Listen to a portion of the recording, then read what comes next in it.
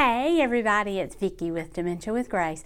I am a certified dementia practitioner who has over 2 decades experience in the caregiving arena, and today we are going to talk about family dynamics, family conflict, ways to set boundaries inside of a family, all of those things. It's been a while since we talked about family dynamics, so we're going to jump into it today, and today you'll be able to learn a few strategies to deal with difficult family conflicts. So let's get going. One of the biggest questions I get asked is, what do we do if we can't agree on how to take care of daddy, mama, uncle, brother, sister? The issue comes up that, a person is being cared for by one individual, and the other people in the family think that the care should be given in other ways. They maybe, let's say for instance, the one family member who is keeping the person at home refuses to put the person in a nursing home or any kind of care facility, a memory care facility, but yet they expect the other members of the family to go along with that and to sacrifice their time and their days off of work and upset their whole family dynamic to take care of the person who probably should already have been placed in care. Number one, everybody comes at it from a different position. Everybody has different thoughts about care and how care should be given. Everybody has their own relationship with the person that has dementia. Everybody has a different agenda for care. So, even if everybody's on the same page, it's a difficult journey, right? If everybody is on a different page and they have different ideas and different agendas about how to take care of mom, dad, whomever, then it gets to be very, very sticky, very, very sticky in the family. What I hear a lot is, I don't want to say, okay, well, if you're not going to do it my way, I'm not going to participate, because that's not helpful either. They want to say, I want to help, but I can't. I have my own health issues. I have a demanding job. I just can't do what they're asking of me. And it gets very, very convoluted. What I say is, you have to define for yourself what is your caregiving contribution going to be, and then stick to it. Tell the person that's keeping the other person, the person with dementia, hey, I am available on Saturdays, but I can't be here on Sundays. And then stick with that. It's best if you can all sit together and come up with a plan of action.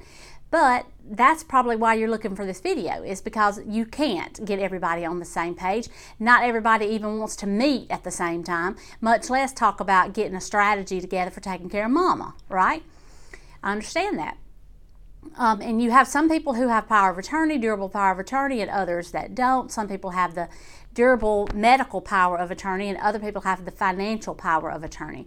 So it gets to be very, very sticky. That's the only word I know for it. I have dealt with this for my whole 25 years of practice. This happens in every family, good families, tight-knit families. I have said before in other videos that dementia is a catastrophic illness. It affects everybody at every level. It affects the finances, the caregiving, the water that's under the bridge, all of this stuff. It's just like somebody just sets off a bomb in your family and it just blows up, right? So today what I want to talk about is, I think I've defined the problem. I think some of you are shaking your head, yes, this is me, this is my family. If so, give me a like. Go ahead and give me a like on this video and let me know, hey, you know what, you're hitting the nail on the head. So let me give you some strategies. Like I said, if you can meet together, and try to bring facts to the table and not just emotion.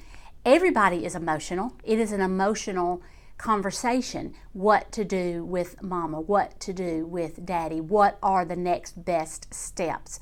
So try to find the person in the family who can sit down with a notebook and say, you know, these are the problems. Let's come up with some solutions and treat it just matter of fact. I have a saying, I believe in shaking hands with the truth. There is no greater time than shaking hands with the truth than right now, when we've got to decide what are the next steps. Mama's eloping, she's getting away from home. Mama is falling too often, and she's gonna fall one day, and it's gonna be catastrophic. It's in and of itself. Mama won't go to the doctor. Mama won't bathe. Mama won't eat. You know, daddy refuses to stop driving. I mean, all of these things that you have to come together as a family. Try to put your differences aside. There are positive things that you can focus on. There are areas of agreement, and you need to find those areas of agreement. Sometimes you have to check your ego at the door. You know, they say, you know, if you don't know who the difficult family member is, then you might be the difficult family member.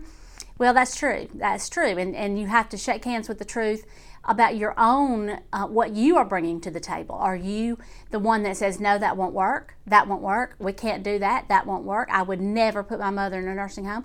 I would never put my daddy in a care facility. You know, but then are you stepping up and doing the majority of the care?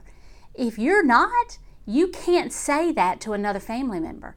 It is a sacrifice on everybody's life. It is a sacrifice to take care of somebody with dementia.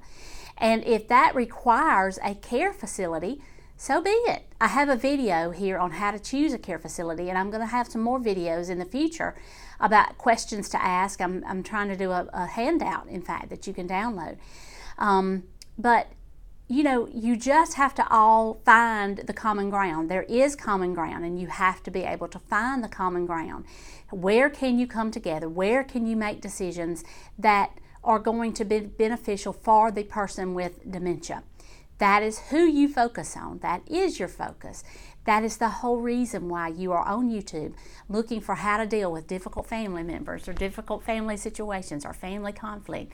You are looking for help. Now, if you have to set a boundary, if you just absolutely cannot do what is being asked of you, be honest about that and why. And say, I can't, mother cannot live with me, mother cannot move in with me because of X, Y, and Z. And just establish your boundaries. Let everybody establish their boundaries, and then you'll know what needs to be done. There may not be anyone that can take mother into their home, and therefore a care facility has to be an answer. There may be a person that says, I can take mom and I'll be glad to, but y'all are going to have to contribute financially. Y'all are going to have to, while I'm doing what I can for her, y'all are going to have to help with food and supplies and sitters if that's an issue. Anyway, this is just a very quick video. I try to put these under 10 minutes so that you can jump in and jump out. Leave me questions down below if you have any particular, if this is said, oh, you know what, I really need help with this particular issue that is around family conflict. Leave it down below so that I will know that you need more help in a certain area, and I can make a video to address those issues. If you have a need for a support group and you can't get out, you cannot find the time, or there's not one in your area, please come over to Facebook. We have a free private support group over on Facebook. It's called Dementia with Grace Caregiver Support Group. And that is exactly what it is. We support each other.